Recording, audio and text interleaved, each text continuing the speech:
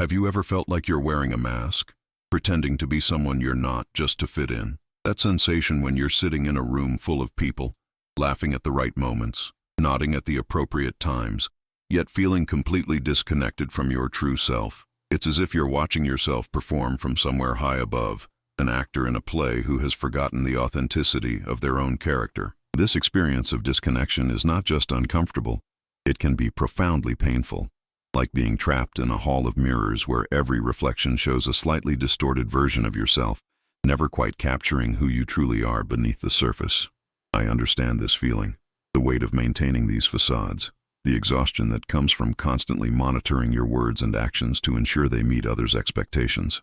The deep ache of loneliness that persists even when surrounded by people who claim to know you. This disconnection from your authentic self is at the heart of much of our emotional suffering. But what if there was a way to remove these masks? What if you could experience relationships where you are fully seen, accepted, and valued for who you genuinely are? Today, we'll explore how the revolutionary insights of psychologist Carl Rogers can guide us toward this kind of authentic living and meaningful connection, providing practical ways to recognize and honor your true self in a world that often encourages conformity. Carl Rogers, one of the founding fathers of humanistic psychology, developed an approach that radically departed from the dominant psychological theories of his time. While Freud focused on unconscious drives and behaviorists concentrated on conditioning, Rogers turned his attention to something both simpler and more profound: the inherent capacity of each person to grow toward their full potential when provided with the right relational environment. Born in 1902 in Oak Park, Illinois, Rogers didn't begin his career with the intention of revolutionizing psychology. In fact, he initially studied agriculture and history before finding his way to the field of psychological counseling. This diverse background perhaps contributed to his ability to see beyond the mechanistic views of human nature that prevailed in psychology at the time. What Rogers discovered through his work as a therapist was that healing and personal growth didn't come primarily through expert analysis or clever techniques. Instead, transformation occurred within relationships characterized by what he called the necessary and sufficient conditions: genuineness, unconditional positive regard, and empathic understanding. These qualities, which we'll explore in depth, form the foundation of what came to be known as person-centered therapy, an approach that placed the client's innate wisdom and capacity for self-direction at the center of the therapeutic process. The essence of Rogers' approach can be distilled into a profound trust in each person's inherent tendency toward growth, health, and actualization. He called this the actualizing tendency, an innate drive toward fulfillment of one's potentialities. Think of it like the force that drives an acorn to become an oak tree, not a pine or a maple, but precisely the oak it has the potential to be. Similarly, Rogers believed that each of us has a natural inclination toward becoming more fully ourselves, toward realizing our unique capabilities and finding meaning in our existence. However, unlike the acorn, which generally grows unimpeded toward its oakness, we humans encounter conditions that can distort or block our natural development. From early childhood, we begin receiving messages about who we should be, how we should feel, and what we must do to be worthy of love and acceptance. When these conditions of worth contradict our internal experience, we learn to deny or distort aspects of ourselves to maintain connection with important others. A child who is told big boys don't cry begins to suppress his tears and eventually loses touch with his authentic emotional responses. A girl who receives attention only for achievement begins to base her self-worth entirely on accomplishments rather than her inherent value as a person. These subtle and not-so-subtle messages accumulate over time, creating what Rogers called an incongruence between our true organismic experiencing and our self-concept, the gap that creates that painful sense of disconnection and inauthenticity we discussed at the beginning. I want to pause here for a moment and ask you a question that requires some personal reflection. When was the last time you felt truly seen and accepted for who you are, without needing to adjust your behavior or hide parts of yourself? Or conversely, when do you find yourself most frequently wearing masks or adapting to others' expectations? I know these questions touch on experiences that can be difficult to articulate. The language for our deepest emotional realities sometimes eludes us, especially when we've spent years disconnecting from certain aspects of our experience. But there is something powerful and healing about naming these experiences, even in simple terms. I'd like to invite you to share in the comments below, completing the sentence. I feel disconnected from my authentic self when. Your response doesn't need to be profound or perfectly expressed. Simple honesty is what matters most. By sharing your experience, you not only take a step toward greater self-awareness, but also create a space where others who feel similarly alone can recognize that their struggles are shared. And now, continuing our exploration of Roger's understanding of authenticity and connection, the path back to congruence, that state where our self-concept aligns with our genuine experience, begins with awareness. We need to become curious about the gaps between what we really feel and what we think we should feel, between who we truly are and who we believe we need to be to maintain connection with others. This process often involves grieving as we acknowledge how we've abandoned ourselves in various ways to secure external approval. It may also involve anger at the systems and relationships that required this self-betrayal. Rogers understood that reconnecting with our authentic selves isn't simply a matter of positive thinking or self-improvement techniques. It requires a fundamental shift in how we relate to ourselves and others, moving from conditions of worth toward unconditional positive regard. In therapeutic terms, unconditional positive regard means accepting and valuing a person without placing conditions on that acceptance. It doesn't mean approving of every behavior, but rather recognizing the inherent worth of the person beneath the behavior. When we experience being valued in this way, we gradually internalize this attitude toward ourselves, developing what Rogers called unconditional positive self-regard, the ability to maintain a compassionate stance toward ourselves even when we make mistakes or fall short of our ideals. This quality of acceptance is revolutionary in a culture that constantly evaluates, judges, and ranks people based on external metrics of success, appearance, productivity, or social status. We live in a world where conditional acceptance is the norm. I'll respect you if you achieve this. I'll love you if you behave that way. You're worthy if you look like this. These conditions become internalized as the voice of our inner critic, constantly monitoring our thoughts, feelings, and behaviors against an impossible standard of perfection. Rogers observed that as this conditional self-regard takes root, we lose touch with our organismic valuing process, our innate ability to evaluate experiences based on whether they enhance or diminish our sense of wholeness and aliveness. Instead, we rely on external standards and others' judgments to determine our worth and make decisions. The journey back to ourselves involves reclaiming this internal guidance system, learning to trust our own experiencing once again. This doesn't mean becoming self-centered or dismissive of others' needs and perspectives. On the contrary, Rogers found that as people become more self-accepting and congruent, they naturally become more accepting of others, more capable of genuine empathy, and more collaborative in their relationships. The concept of empathy was central to Rogers' understanding of healing relationships.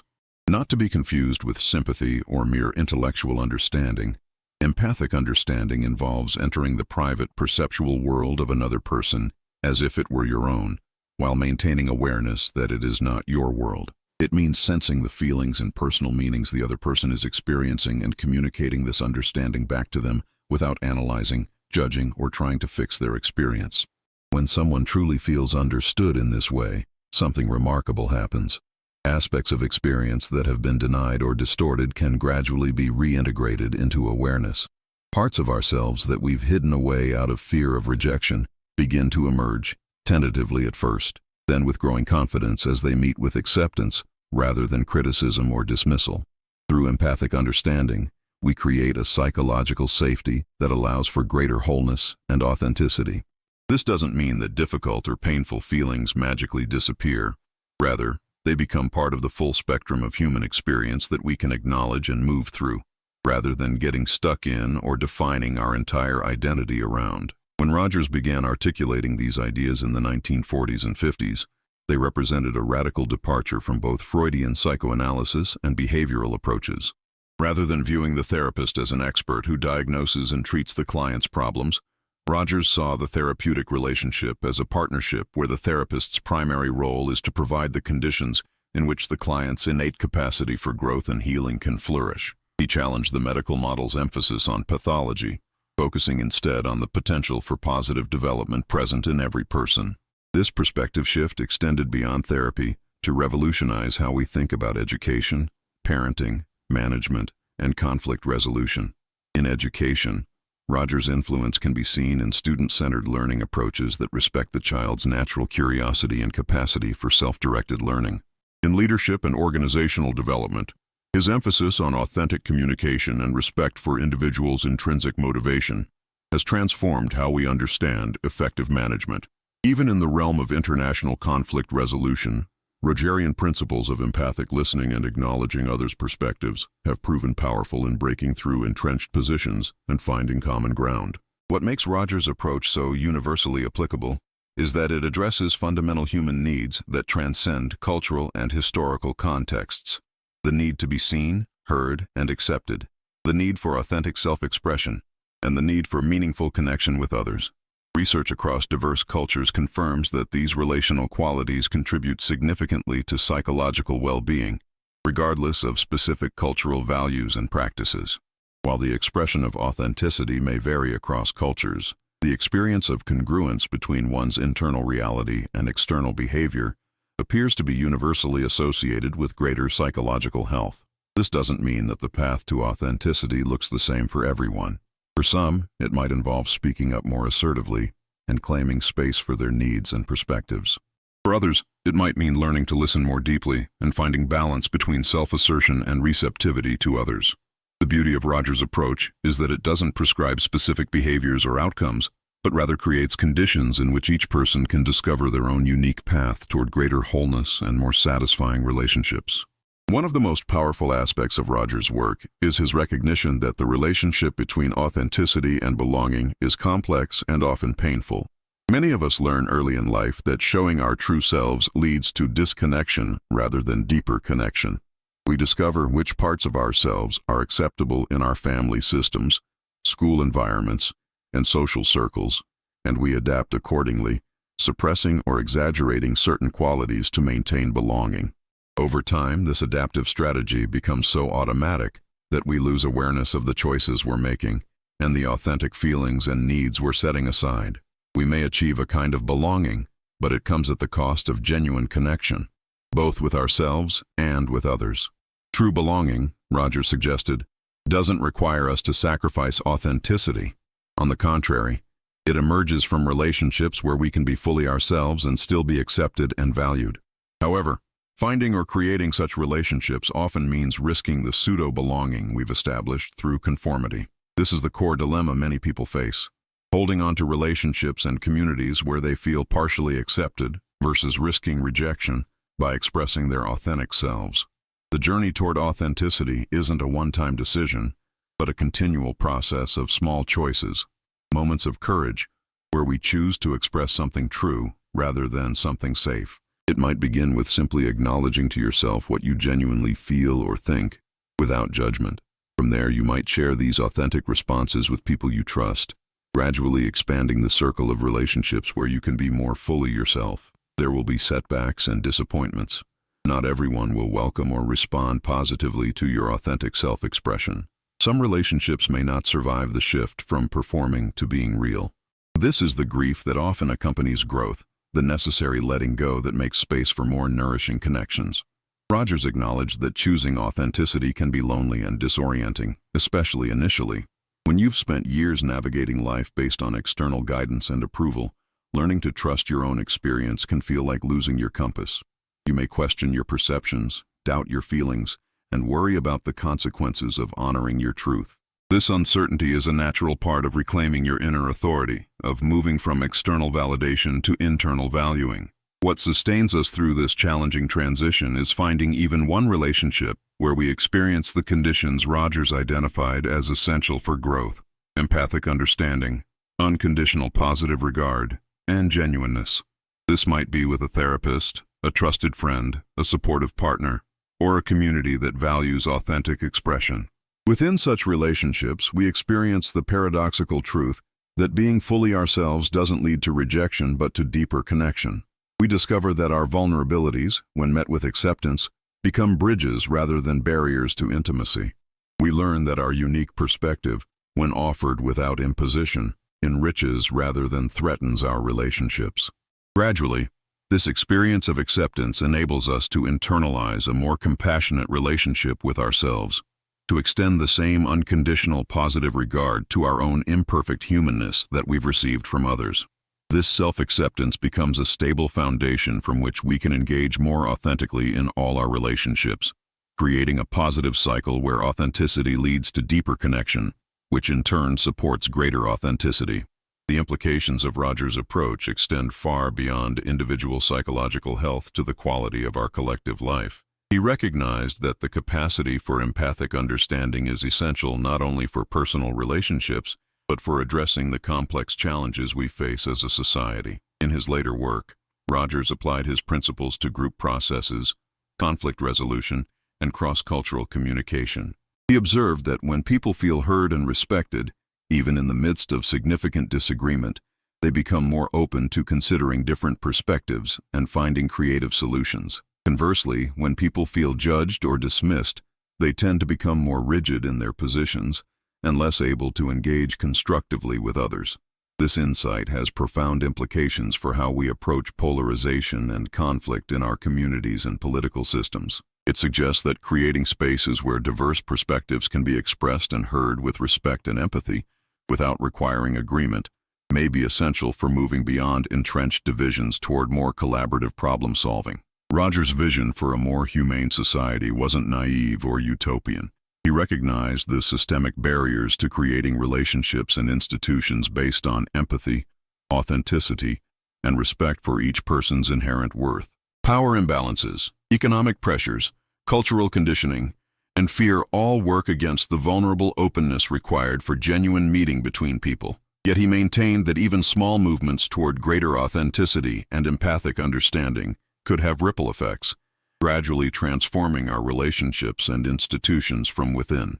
He saw evidence of this transformative potential in his work with groups, where initial guardedness and superficial interaction would give way to surprisingly deep connection and collaborative creativity when the right conditions were established. This gives us hope that similar shifts are possible in our families, workplaces, educational institutions, and broader social structures, not through imposing change from above, but through nurturing the conditions in which people can access their natural capacity for growth, connection, and constructive action. As we consider how Rogers' insights might guide our own paths toward greater authenticity and more satisfying relationships, several practical approaches emerge. First is the practice of self-awareness, learning to recognize when we're acting from conditioned patterns rather than genuine response. This might involve pausing throughout the day to check in with yourself. What am I really feeling right now? What do I genuinely need or want in this situation?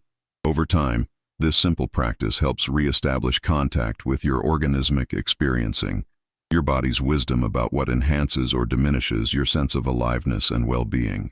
Second is the practice of self-acceptance, meeting whatever you discover in yourself with curiosity and compassion rather than judgment. This doesn't mean complacency about harmful patterns, but rather creating an internal relationship where growth comes from loving acceptance rather than harsh criticism. Third is the practice of authentic expression, finding ways to communicate your true thoughts, feelings, and needs that respect both your authenticity and others' boundaries. This might begin with journaling or artistic expression, gradually extending to trusted relationships where you can practice more direct communication. Equally important is the practice of empathic listening, creating space for others to express themselves authentically by offering your full, non-judgmental attention. This means temporarily setting aside your own reactions, interpretations, and solutions to enter the other person's world as fully as possible. When someone feels truly heard, defenses naturally relax, creating opportunities for genuine meeting that transcend the usual patterns of argument or superficial agreement. The quality of our listening quite literally shapes the quality of others' speaking and thinking. When people sense that we're waiting to judge, correct, or advise them, their expression becomes guarded and limited. When they experience our genuine interest and acceptance, they often discover new clarity and insight even without our input. This kind of empathic listening is both a gift to others and a pathway to deeper connection for ourselves. Finally, there's the practice of creating conditions for authenticity in our relationships and communities, establishing norms that welcome honest expression, respect differences, and prioritize understanding over agreement. This might involve explicit conversations about communication patterns, or simply modeling a more authentic and empathic way of relating that gradually influences the broader relational field. If this message has resonated with something deep within you, if you felt a spark of recognition or a longing for the kind of authentic connection we've explored, I want you to know that you're not alone on this journey. I don't position myself as having all the answers or as someone who has perfectly achieved the ideals Rogers described. Rather, I see myself as a fellow traveler, someone who is walking this path of growing authenticity and seeking meaningful connection, stumbling at times but continuing to move forward. This channel is a space where we can explore together the challenges and possibilities of becoming more fully ourselves in a world that often pulls us toward conformity. Here, we apply Carl Rogers' profound insights, not as abstract theories, but as practical guidance for navigating our everyday relationships and internal struggles. Unlike many sources of personal development advice that offer quick fixes or simplistic formulas, we honor the complexity of human experience and the unique path each person must find toward wholeness. If this approach speaks to you, I invite you to subscribe to this channel not as another obligation, but as an act of commitment to your own growth and well-being. By activating notifications, you ensure that these explorations of authentic living will be available whenever you're ready to engage with them. I'm here consistently, offering perspectives that I hope will support your journey, but always with deep respect for your own wisdom and pace. Let's continue this exploration together, finding our way toward lives of greater authenticity, deeper connection, and meaningful contribution. Carl Rogers' understanding of human potential and relational healing emerged not just from theoretical speculation but from thousands of hours sitting with people in their most vulnerable moments.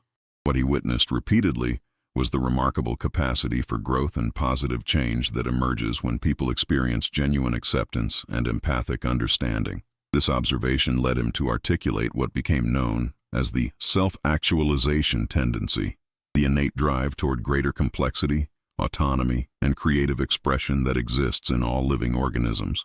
Unlike some personal development approaches that emphasize forceful self-discipline or constant striving for improvement, Rogers recognized that growth occurs most naturally when we remove the obstacles to this inherent tendency rather than pushing ourselves toward predetermined goals. These obstacles are primarily psychological, the conditions of worth, defensive patterns, and disconnection from our experiencing that we've been exploring.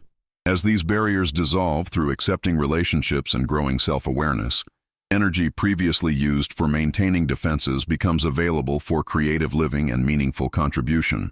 This perspective offers a profound alternative to both the perfectionism that dominates much of our achievement-oriented culture and the passive resignation that can emerge when perfectionism inevitably fails. Instead of constantly evaluating ourselves against external standards or giving up on growth entirely, we can adopt a stance of curious, compassionate engagement with our unfolding experience. We can ask, what wants to emerge in me now? What small step would move me toward greater aliveness and authenticity today? This approach honors both our current reality and our potential for development, without creating the internal split that comes from harshly judging where we are in light of where we think we should be. Rogers observed that when people experience unconditional positive regard, they naturally become more accepting of all aspects of their experience, both their strengths and limitations, their clarity and confusion, their successes and failures. This self-acceptance doesn't lead to complacency, but rather to a more fluid, responsive engagement with life where growth occurs not from shoulds and have-tos, but from genuine interest and intrinsic motivation. The process of becoming more fully ourselves isn't linear or predictable. It often involves cycles of expansion and contraction, periods of rapid growth followed by integration and consolidation. There may be times when you feel stuck or even regressing, when old patterns reassert themselves despite your best intentions. Rogers would encourage viewing these experiences not as failures, but as part of the complex organic process of human development. Just as a plant may appear dormant while developing strong roots underground, periods of apparent stagnation or struggle may be preparing the ground for your next phase of growth.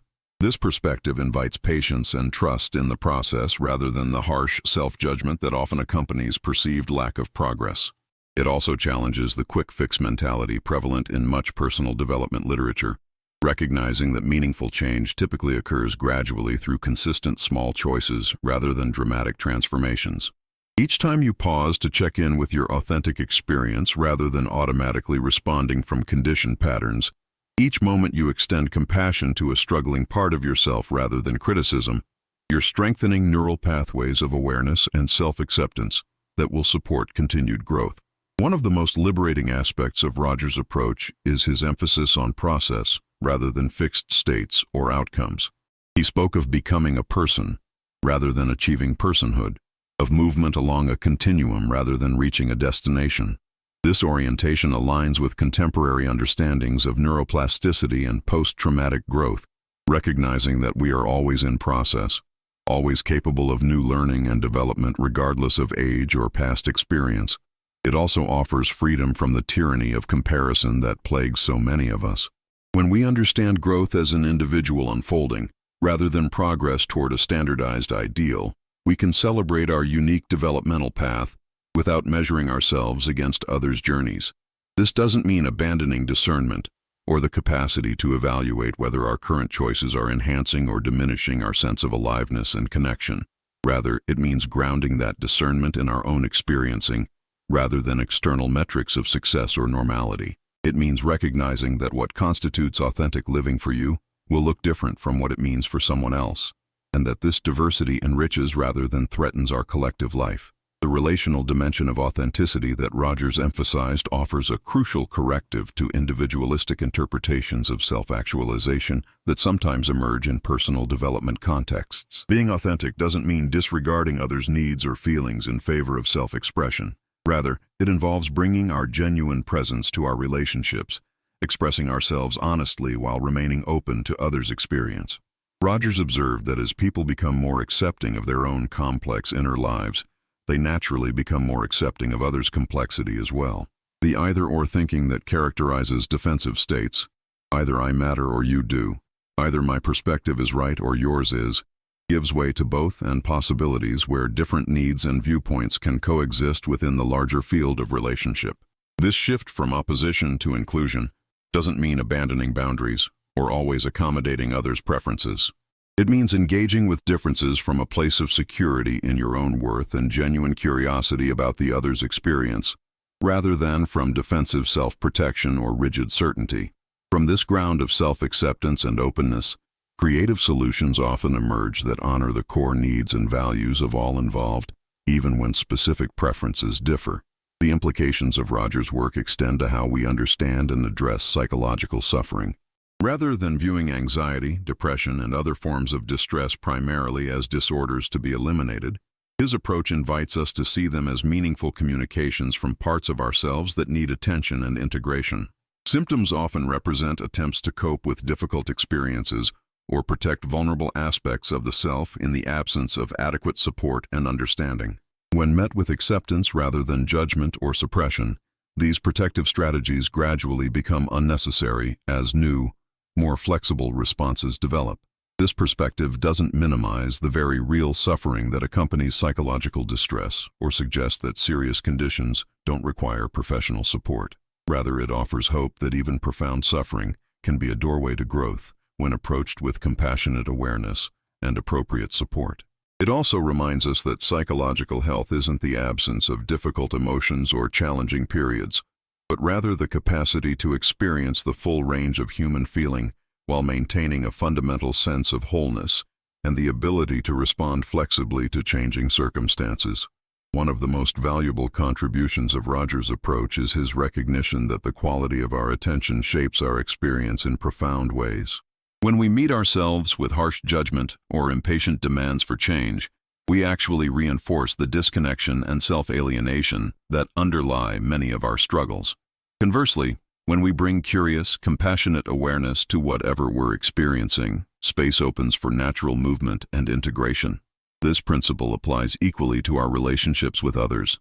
The quality of our listening, whether defensive and reactive or open and empathic, shapes what can emerge between us.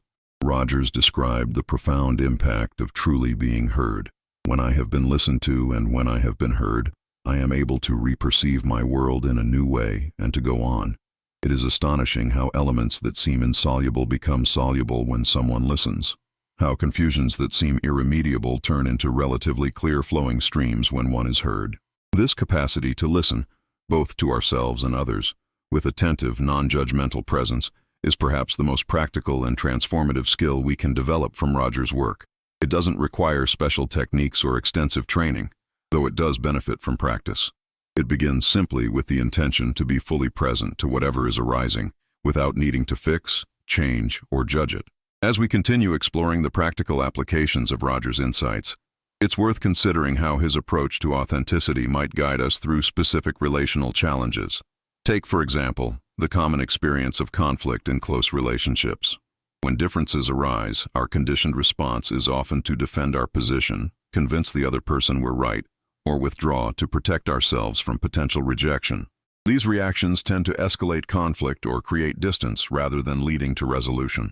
Rogers would suggest an alternative approach based on authentic expression and empathic understanding. This might involve first checking in with your own experience. What am I really feeling beneath my initial reaction? What needs or values of mine feel threatened in this situation? Then expressing these deeper feelings and needs directly but non-demandingly.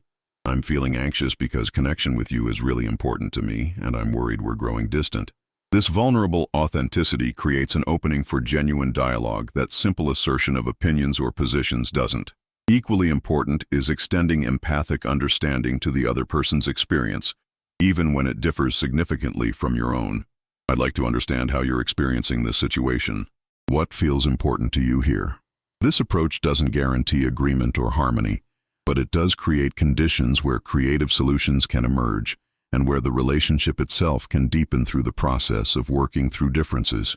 It transforms conflict from a threat to be avoided into an opportunity for greater understanding and more authentic connection. Rogers applied similar principles to larger group processes and even international conflicts, demonstrating that empathic understanding combined with clear self-expression can bridge divides that seem insurmountable when approached through debate or negotiation alone. His work with encounter groups in the 1960s and 70s revealed that when diverse groups of people come together in conditions that support authenticity and mutual understanding, remarkable collaboration and creativity can emerge. This doesn't mean ignoring power differentials or structural inequities. Rogers was increasingly aware of these dimensions in his later work. Rather, it suggests that creating spaces for genuine dialogue across differences is an essential complement to other forms of social change work. Another area where Rogers' approach offers practical guidance is in navigating the complex relationship between independence and interdependence. Many of us oscillate between excessive self-reliance, where we struggle to receive support or share vulnerability, and unhealthy dependence, where we compromise our authenticity to maintain connection. Rogers' concept of autonomy isn't about isolation or self-sufficiency, but rather about choice and internal regulation. The ability to respond to life from your own centered awareness, rather than from automatic conditioning or external pressure. Paradoxically, this kind of autonomy develops most fully in the context of secure, accepting relationships, where dependence is allowed and responded to sensitively. When our needs for support and connection are consistently met, we develop the internal security to act independently without fear of abandonment. When our authentic self-expression is welcomed rather than punished, we learn to trust our own perceptions and choices while remaining open to others' influence. This balanced interdependence allows for both strong individuality and deep connection, avoiding both the isolation of excessive independence and the self-abandonment of unhealthy dependence. The application of Rogers' principles to parenting and education has perhaps the most far-reaching implications for cultural transformation. When children experience relationships characterized by empathic understanding, unconditional positive regard, and authenticity, they develop a secure sense of self that allows for both autonomy and connection. They learn to trust their own experience while respecting others' boundaries and needs. They develop intrinsic motivation rather than dependence on external rewards and punishments. These qualities, self-awareness, emotional regulation, empathy, and intrinsic motivation, form the foundation for psychological health, satisfying relationships, and constructive participation in community life. Unfortunately, many of our educational and parenting practices still operate from models that prioritize control and compliance over understanding and autonomy. Rogers challenged these approaches, demonstrating through research and practice that creating conditions that support children's natural development is not only more humane, but more effective in fostering both personal well-being and social responsibility. His vision of student-centered learning involves trusting children's innate curiosity and desire for mastery while providing the resources, guidance, and emotional support they need to pursue meaningful learning. As we've explored Roger's understanding of authenticity, acceptance, and empathic understanding, you may have noticed parallels with certain spiritual traditions, particularly those that emphasize presence, compassionate awareness, and the inherent value of each person. Though Roger's approach emerged from psychological research and practice rather than religious doctrine, he acknowledged these connections in his later work, noting that the qualities he found essential for psychological growth bear striking resemblance to those described in various wisdom traditions. This convergence suggests that there may be fundamental human truths about what fosters wholeness and well-being that transcend particular conceptual frameworks or cultural contexts. It also offers the possibility of integrating psychological and spiritual perspectives in ways that honor both empirical research and contemplative wisdom. Roger's emphasis on direct experience rather than abstract theory provides common ground where these different approaches to human development can inform and enrich each other without requiring adherence to specific beliefs or practices. His work reminds us that the capacity for presence, compassion, and authentic connection is available to all of us, regardless of our philosophical or religious orientation. As we bring our exploration to a close, it's worth reflecting on what might be possible if we took Roger's insights seriously, both in our personal lives and in our collective institutions. Imagine relationships where authenticity is welcomed, rather than punished, where differences are approached with curiosity rather than fear, where empathic understanding bridges the gaps between diverse perspectives. Imagine educational systems that nurture each child's unique potentials, rather than molding them to standardized expectations. Imagine workplaces where intrinsic motivation and collaborative creativity are valued above compliance and competition. Imagine healthcare that addresses the whole person rather than isolated symptoms, and political processes that prioritize understanding across divides rather than partisan victory. These possibilities aren't utopian fantasies, but practical alternatives grounded in decades of research and experience. The shift Rogers envisioned begins with each of us choosing, moment by moment, to move toward greater authenticity in our own lives and more empathic understanding in our relationships. It grows through creating spaces in our families, friendships, workplaces, and communities where these qualities are valued and practiced. It spreads as more people experience the difference between relationships based on judgment and control versus those characterized by acceptance and understanding. In the spirit of Roger's own approach, I'll end not with definitive conclusions, but with an invitation to ongoing exploration. The insights we've discussed aren't doctrines to be accepted on authority, but possibilities to be tested in your own experience. What happens when you meet yourself with compassion rather than criticism? How do your relationships change when you listen with the intention to understand rather than to respond? What emerges when you risk expressing your authentic thoughts and feelings rather than what you think others want to hear? These are questions only you can answer through your own lived experience. My hope is that our conversation has opened some new possibilities for how you might approach yourself and your relationships, possibilities that you can explore at your own pace and in your own way. If you'd like to continue this exploration together, please subscribe to this channel and join our community of fellow travelers on the path toward more authentic living and deeper connection. Thank you for your presence and attention. Until next time, may you experience the freedom and joy that comes from being more fully yourself and the deep satisfaction of relationships where you are truly seen and accepted.